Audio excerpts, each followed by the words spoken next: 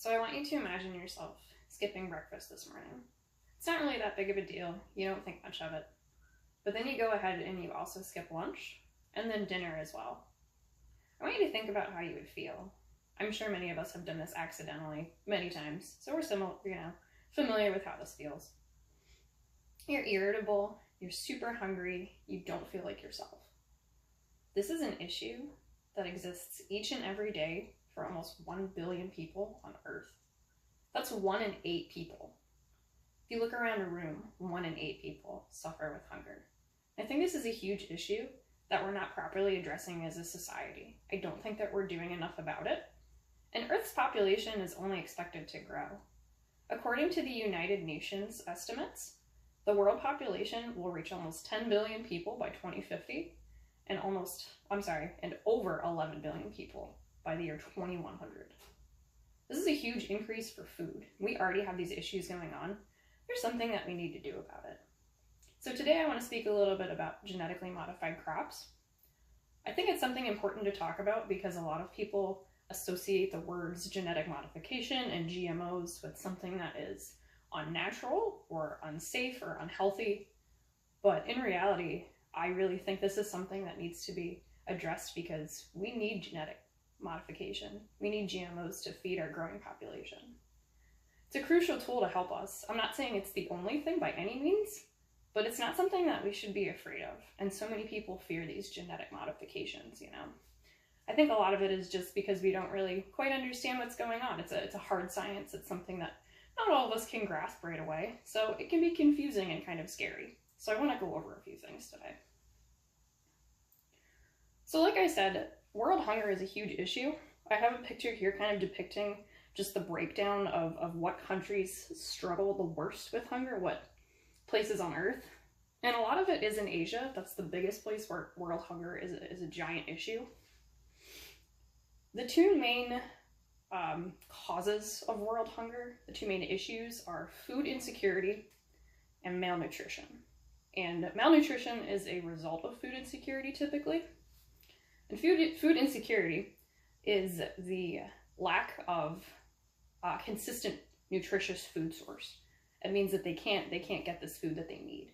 It's either very scarce, it's seasonally scarce, and it might lack a lot of nutrients. It might be a very basic rice or bread. It's not very rich in the things that we need, and that's what causes the malnutrition in turn. So a big reason that genetically modified crops can help with these issues are because GM crops increase both crop yield and they can increase the nutrients within the food itself. So they kind of tackle both of these problems, which I think is really awesome. In 2014, there was a meta-analysis performed and included 147 studies, and it concluded that crop yield of genetically modified crops increased crop yield up to 22% and increased profit about 68% for farmers. So this is a really big deal. This can help a lot of farmers in poverty in these impoverished nations that are having a lot of issues with these with world hunger. It can help them make more money. It can help them produce more food. Like I said, it can also increase nutrients in the food, the genetic modification, depending on what they do.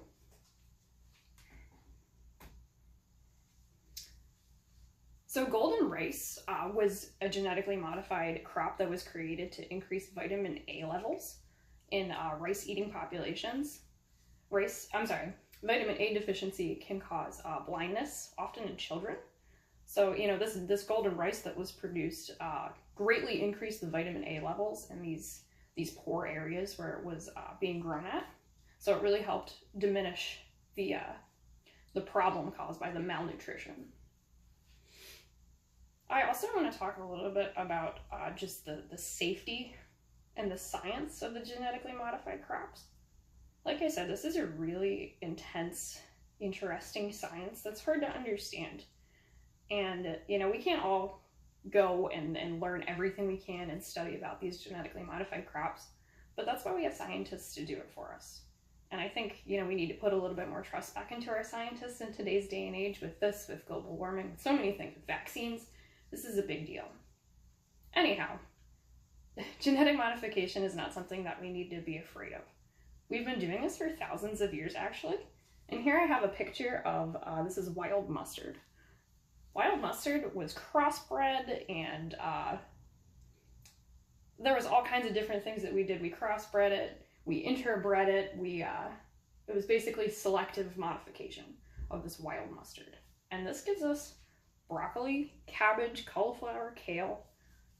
All these things that we eat today that we don't even think are genetically modified, we've been growing and producing for thousands of years.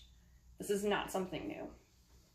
It was taken into the lab about the 1950s, and I think this is when people really start to become kind of afraid of this, when we bring it into the laboratory. But like I said, this is something that we've been doing for a really long time.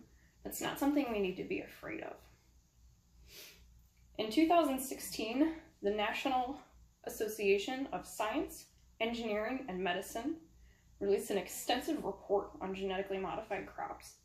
They concluded that genetically modified crops are no less safe than regular crops.